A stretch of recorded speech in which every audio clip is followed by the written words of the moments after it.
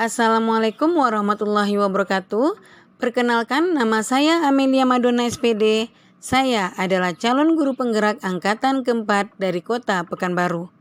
Kali ini, saya akan memaparkan tentang modul 3 yang terdiri dari modul 3.1, pengambilan keputusan sebagai pemimpin pembelajaran, modul 3.2, pemimpin dalam pengelolaan sumber daya, dan modul 3.3, pengelolaan program berdampak pada murid.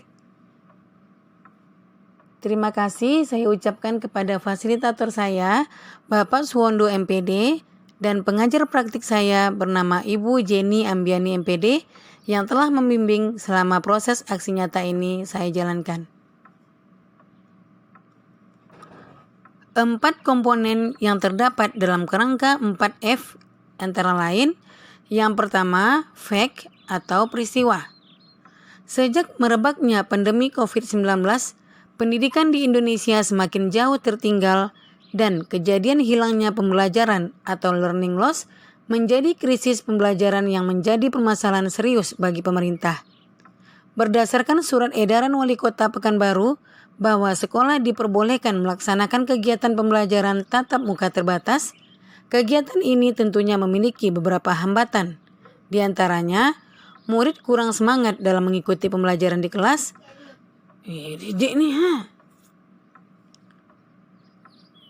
Murid kurang semangat dalam mengikuti pembelajaran di kelas.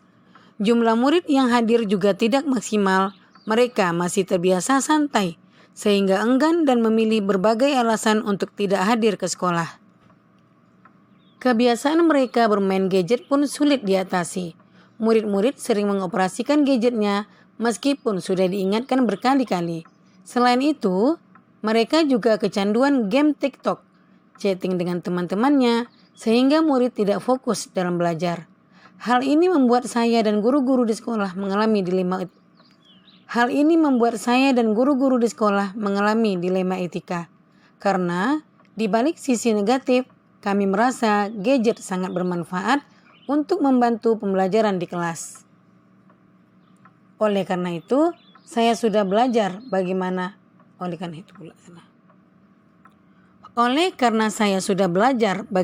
cara mengambil keputusan sebagai pemimpin pembelajaran, maka saya berkeinginan untuk melakukan sosialisasi kepada rekan-rekan guru bagaimana cara mengambil keputusan sebagai pemimpin pembelajaran dengan 4 paradigma, 3 unsur, dan 9 langkah pengambilan dan pengujian keputusan yang benar.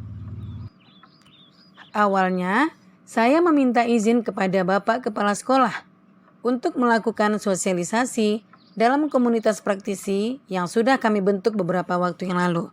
Setelah disetujui oleh Kepala Sekolah, 2 hari kemudian saya melakukan sosialisasi tentang bagaimana cara mengambil keputusan sebagai pemimpin pembelajaran dengan 4 paradigma, 3 unsur, dan 9 langkah pengambilan dan pengujian keputusan yang benar. Setelah melakukan sosialisasi dan berdiskusi dengan seluruh majelis guru, akhirnya kami mengambil keputusan untuk lebih banyak bermain ataupun juga membuat murid-murid bahagia dan mereka betah dulu belajar di sekolah, dengan tetap memberikan materi-materi di dalamnya, dan tentunya ini harus dikomunikasikan dengan orang tua untuk menyamakan paradigma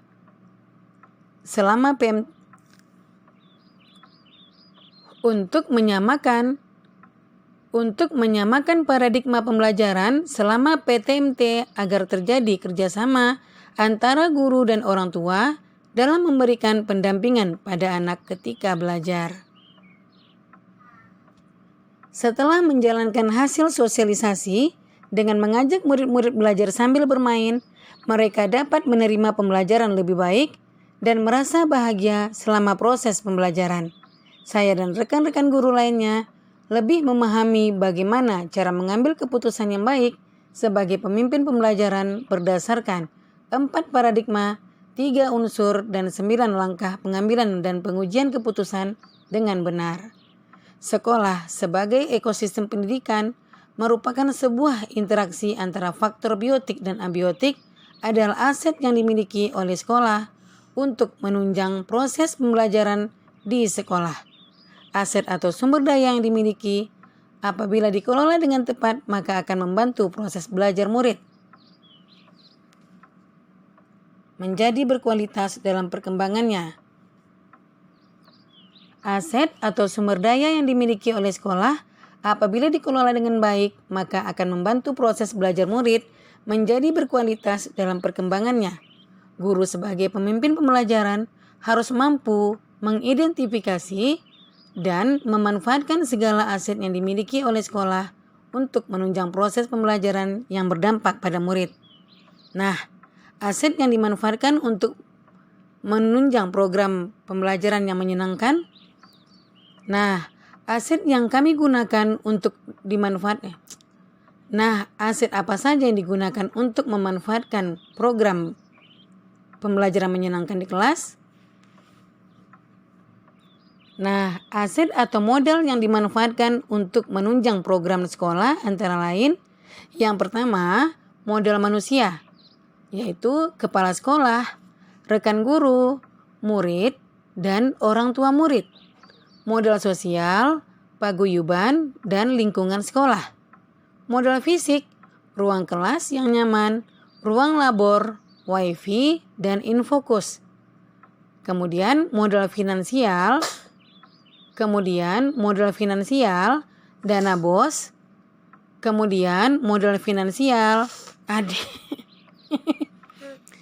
kemudian modal finansial, dana BOS dan sumbangan orang tua, modal politik, Yayasan Tanoto Foundation sebagai sekolah mitra, kemudian modal agama, yaitu kegiatan gotong royong guru dan murid. Selanjutnya, modal agama dan budaya, yaitu kegiatan gotong royong. Semua pihak atau stakeholder di sekolah harus bisa memanfaatkan aset yang ada dengan melakukan pendekatan berbasis aset untuk mengembangkan program sekolah yang salah satunya adalah mewujudkan kepemimpinan pada murid. Dalam pengelolaan aset ini, saya melakukan diskusi dengan pengajar praktik